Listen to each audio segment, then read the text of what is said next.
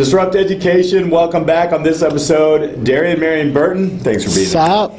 Thanks for having me. Well, let's jump right in, man. So what are you about? What are you doing now? So I am in business development for Title Commerce. We are a family-run, owned and operated merchant services provider. Think Stripe, Square, Braintree, but with the pricing structures of a TSYS, Heartland, First Data. That makes no sense to 90% of the world. Me but as well. we make sure that 90% of the world can take credit cards. Okay. So whenever you slide your card, there's an entity that has to kind of make sure that that money is captured, given to the merchant. Visa, MasterCard, and Discover take 30 days to fund people, so no business can really exist without that cash flow. Right. We step in, assume the risk for the transaction, and give you your money. And no one carries cash anymore. Nobody carries cash. Yeah. I mean, I may have a few bucks. What is it, like 5% of money is fiat money, I think, something like that? So how'd you get into that?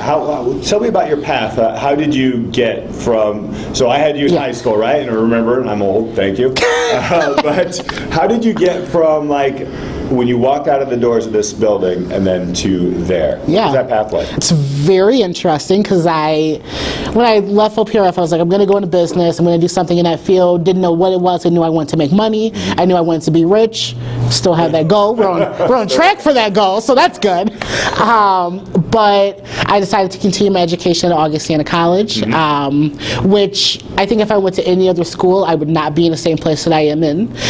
They really value experiential learning. I got to be involved with the Student Government Association, the Black Student Union, honed a lot of really great leadership skills. I literally ran an entire office for them. So, cool things that I got to do. I left college and didn't have any job offers because, well, when you're running a program, you don't have time to interview for things. So I went to Nordstrom, which first sales job, first kind of open commission structure, very weird, learned a lot of great things. I've always worked at the Buzz Cafe. You're right. My favorite place, still do.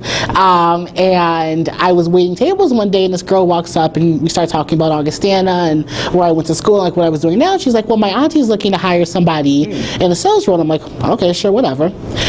So hop, skip, and a jump, went to the interview. Didn't really think much of it. Got the job. Started off in support. Wasn't a sales job, so I was a little bummed. And then at the beginning of this year, we kind of decided to change up what we do.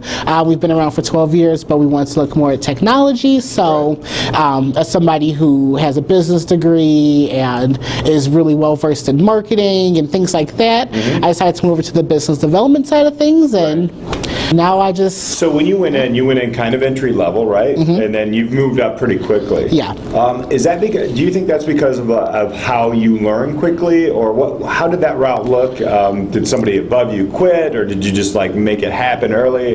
Tell our viewers, like, how did you make that happen? I think that our leadership recognized something in me, and I think that when I first came to the company, somebody else got hired into a sales role and I became really good friends with them, and when they left, we were looking at how we could fill that void and what was best for the needs of our company, and it was a mix of perfect timing and my skill set that I had developed over the years. And I also think that for me, I'm a person who naturally assumes leadership roles. So I think that also played a part in it, and obviously all that, things I did in high school and college, those activities and countless hours, getting things done kind of, in a way, prepared me to take on more for the company. What are some of those things in high school and college that actually built your portfolio?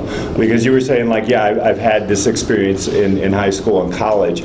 What were the ones that stick out in your mind that actually you remember that were the things that actually built your marketing and how you network and how you take on leadership roles? Probably one of the biggest things was when I lost the student government election in college. And I think that really for me was an eye-opening experience to everything that I had done, because I think that when you're so busy, you get caught up in the minutia of what you're doing and you kind of do it but don't think about it, and especially for me with leadership being so ingrained, and I think my personality, I kind of just did things, and I think that experience for me allowed me to kind of take a step back and be like, so why did I do what I did in this situation? Okay. And that for me really helped. Also, I think in high school, really the business classes I took kind of really like made that decision for me that that's something that I wanted to do. I changed a little bit in college. I was going to go into higher ed, but you know, the You whole don't want to be crazy teacher like us. yeah, the No, whole that's- making money thing. right. So I'm getting a loan after this, but yes. So that's really cool that you actually failed and then you figured it out. Yeah. So let's even go back into that transition from high school to college. What were the biggest differences that you saw coming out of what a lot of people call the bubble of high school and then into even a college career step? What is that? What were the biggest things that looked differently? I think that there's just a tremendous more amount of accountability on you. I think that and it's funny because I went to a college that's smaller than our high school. Right. So for me, I kind of feel like I had a reverse culture shock because I came from a very diverse community. We're in Oak Park, you know, it's, Right. I literally, I hate when people say race isn't a thing, but like I tell people it's actually really not a thing in Oak Park. Like, and so for me, going to an area that was a little more rural and just that change, it kind of took me out of my comfort zone, made me think about things a little differently, think about how I phrase things, thinking that not everybody thinks the same way as I do, not everybody is the same as me, and yeah, for me it was that real experience of going from this community to one that's so, not starkly different, but pretty dramatically different, Right. you know? And you had to work probably in a lot of work situations in college with projects with other people. How did that come into play? Well, sometimes group projects aren't the most effective, let's say that. But for me, I've always been somebody who, and I think because I've grown up in a community that's so diverse, I can work with multiple, different types of people. I know how to code switch. It's, I think people get sometimes bogged down on being so stuck in their ways that they don't realize that there is, and I'm guilty of it. Sure. I think for my first year and a half, 2 years of college, I was like, no, we're doing it this way, guys. This is what the project's gonna look like. I want to do this outline, like, Right. And I think that sometimes, especially when you're such a driven leader, that you have to take that step back and really be more introspective and think about, it's okay if somebody else does it. It's okay if it's not how you designed it. Right. And I think for me, that's been a really big thing that I've had to talk to myself about a lot. It's okay, Darien, that you didn't design that email template. Darien, it's okay that you didn't do like the swag for that. It's okay, Darien. I still, even at my age, I still struggle with that. So I feel you on that. Going then to the look at the next level where you're like, there's more, it's on you at the next level, I guess, from high school. Backing up into a high school realm, what would you change in a high school? That's one thing or a couple of things that you would change if you could do it differently or teach it differently to others. Cafeteria food. No, I think that, we put such an emphasis on tests. We put such an emphasis on these quantifiable things, and that's great. I understand that, there is a certain amount of knowledge that has to be gained, and I get that, but, I've had I got a D in economics, and now I work for a startup company. Completely Right. I was not the best student. I'm the first person to admit that I was not the best student.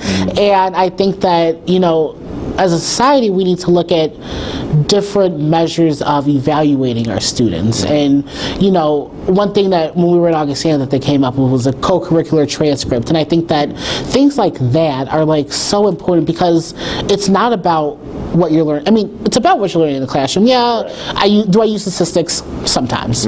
Do I do basic math? All the time. But am I really using that knowledge every day, or am I just using situational things? The skills that I developed managing the football team, or, I think that's all I did when I was here. Oops. Yeah. Right. Or, you know, working in the cafe upstairs. Those skills really, to me, are way more important. How to host somebody, how to have conversations, how to carry your own weight in the conversation. And I think that those are the skills that really lead you to being successful in this world. Nobody cares if you can come up with a statistical algorithm. Right. I mean, unless you're the world's best at it. Like, right. you know, if you win a Nobel Prize, it's good for you, but, you mentioned know, co-curricular thing at, tell me a little bit about that at Augustine. Yeah. Well, explain that a little bit. I think this was my junior year this came up, and Augustine is a unique place in that all the students are hyper engaged and have 3 majors. Okay. It's a trimester-based school. It's a really residential community. They really like to hold on to their students and